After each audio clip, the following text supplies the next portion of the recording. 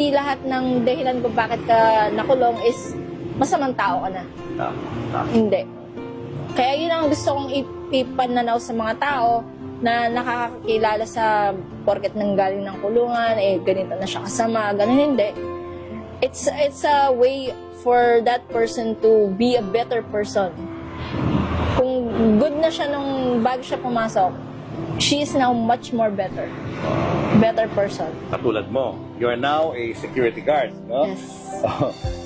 Mag-iisip ngayon yung mga viewers natin, paano nangyari yun na dating artista, biglang naging security guard?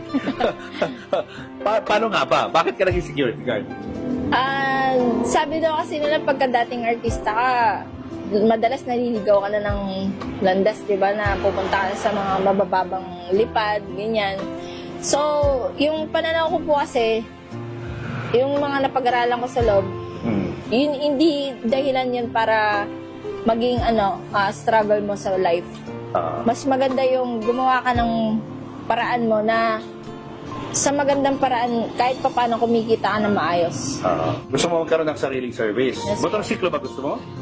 Opo, kasi pagka, pwede na pong lagyan ng sidecar yun pagka wala na po ako sa, Yan sa likod. Ganyan ba gusto mo? Kahit ano po, basta may service lang po. Talaga? Opo. Ayan, sa'yo na yan. Ay! Congrats! Regalo ko sa'yo. Ay! Thank you, man! Oh my God!